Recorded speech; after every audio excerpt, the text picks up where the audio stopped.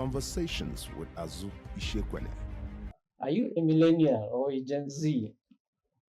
Have you heard about late Captain Thomas Sankara of Burkina Faso or late Flight Lieutenant John Jerry Rawlings of Ghana or Samura Machel of Mozambique or, for that matter, Nelson Mandela of South Africa?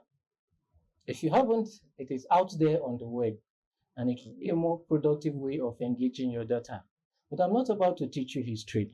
I'm about to talk about contemporary happenings on our continent and in West Africa.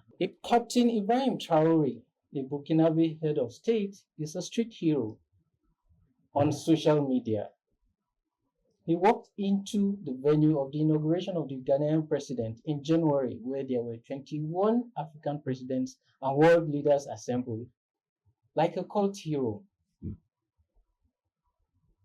He is said to have survived about 17 coup attempts, but whether this is true or not remains to be seen. Welcome to Conversation with Azu, our weekly diary on life and politics, where we deepen discussions on our column published on the back page of Leadership Newspaper every Friday and widely syndicated across the world. Azu, the writer of the column, is here with me to discuss how to crown an impostor, which is the subject of our column today. You're welcome to the conversation. Thanks for having me, Julius. It's a pleasure to be here. All right, given the background I just painted, and given what is happening in the Sahel region of West Africa, and today particularly in Burkina Faso,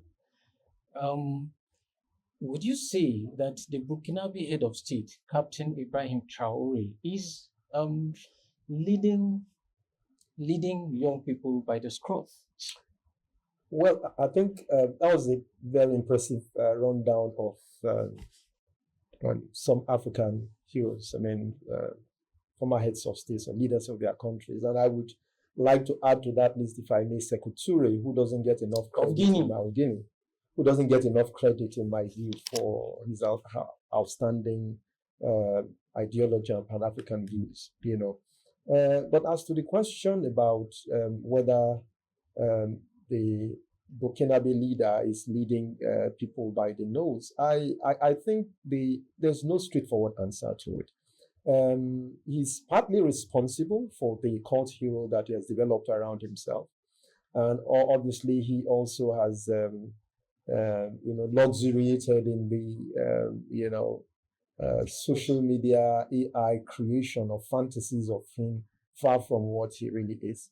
So he may not have been directly responsible, and there's no evidence, but there's clear evidence. I mean, there's nothing also to suggest that he's not instigating, at least deeply pleased by some of the things that we are saying, which are mostly false about his image and his achievements and all of that.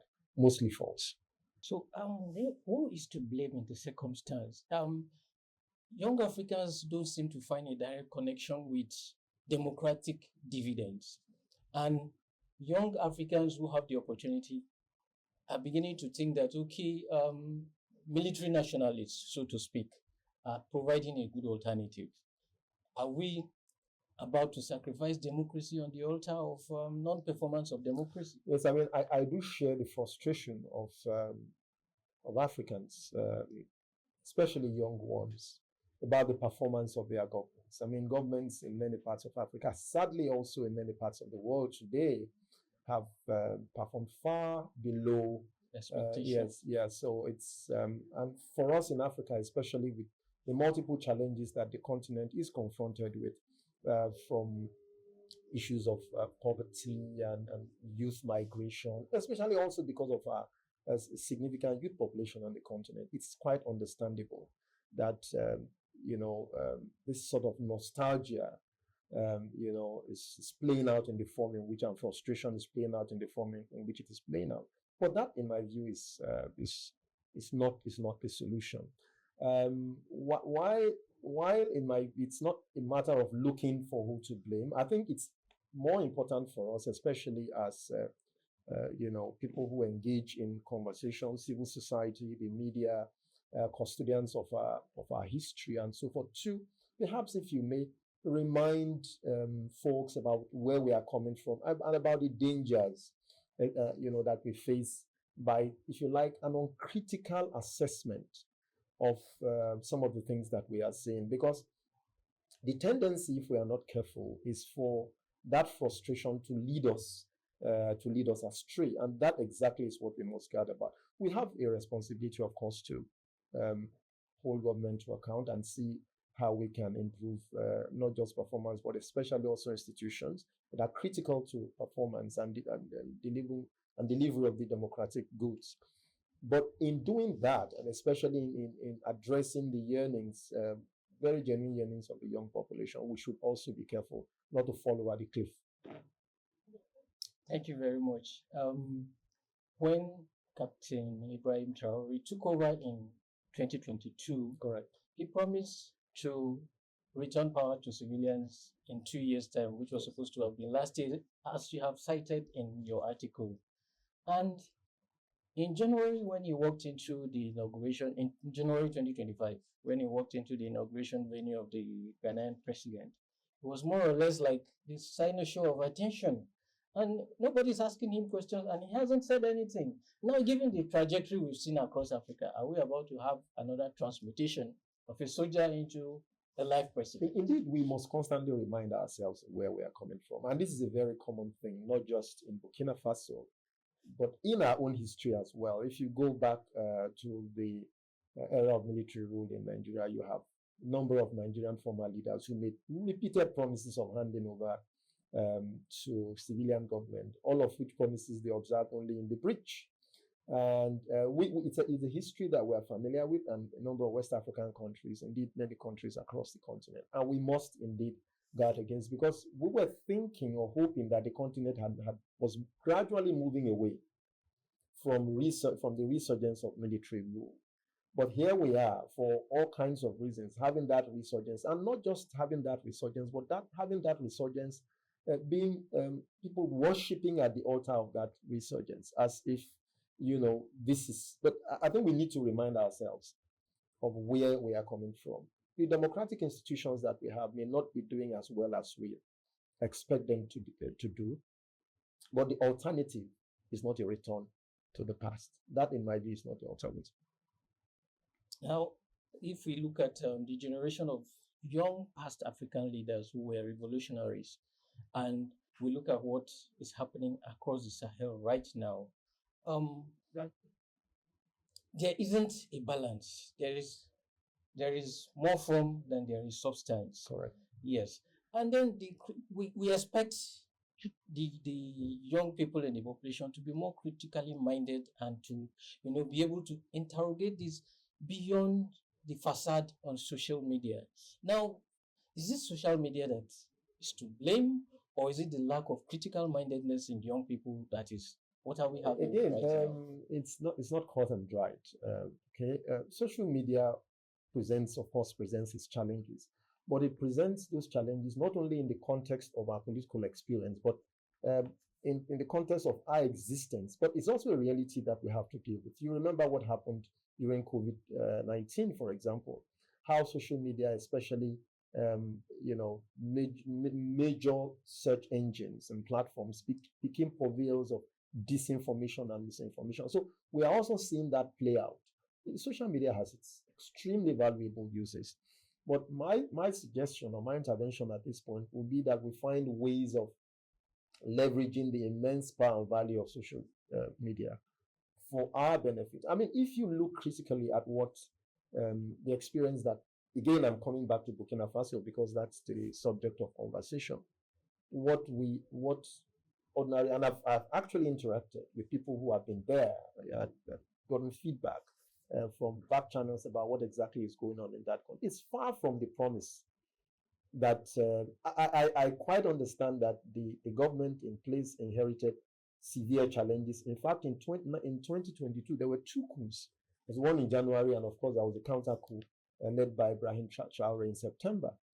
I understand that the country has been through a lot, ripped off by its previous leaders. But if you look at the trajectory, my view is that, as one of the leaders of West Africa said today, I think we're stronger and better together instead of atomizing, ourselves. In West Africa, now you have the Alliance of Sahelian States, you have the ECOWAS, and, each person talking one way or the other. Now, these things have had consequences also both on the economic and military capacity of the sub-region to integrate and take advantage of the challenges that we're facing across the world, especially in the Trumpian era in which we find ourselves.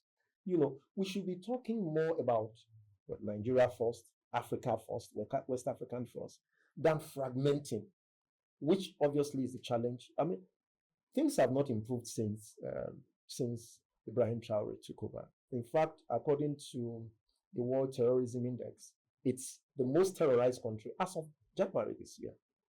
The civic space has shrunk significantly as well, and the country. So it's not as easy and as rosy as. Of course, there are people who have said that it's because of its radical anti-France position that this is a backlash. But that's just one side of the story, and I'll just pause at that point for now. All right, and I'll ask the final question. You almost preempted me. The French rhetoric among the Sahelian states is, or rather, if France is the question, is Russia the answer? Oh no, absolutely not. And of course, Russia is playing it very, very quietly, but obviously strongly playing the Wagner card. And most of these activities, interestingly, before we came into the studio, there was a letter that Ibrahim Traore was supposed to have written to the Pope. And, an AI-generated image, which was completely false. And I've seen it circulated and shared to me by otherwise highly respectable people, where the Pope was responding to a letter. There was nothing like that. You understand? Now, this is the kind of situation in which we found ourselves, we really do need to be careful. The continent and the sub-region faces very severe challenges, economic and security challenges, and all sorts of issues, especially related to ISIS and its various franchises, and all of that.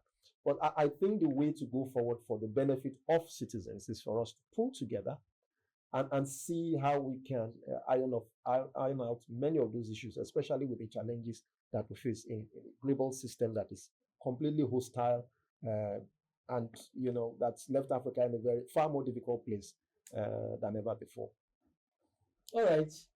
For context, I would like to take a short excerpt from Azu's column today, and please take a listen. And I quote, "Like the demagogues before him, Traore and significant sections of the military and political elite from Maurice Yameogo to Blaise Compaoré have been complicit in the misery of the citizen, feeding them instead on a diet of pseudo-ideological jingoism and Western bashing, but offering no genuine alternative." End of quote.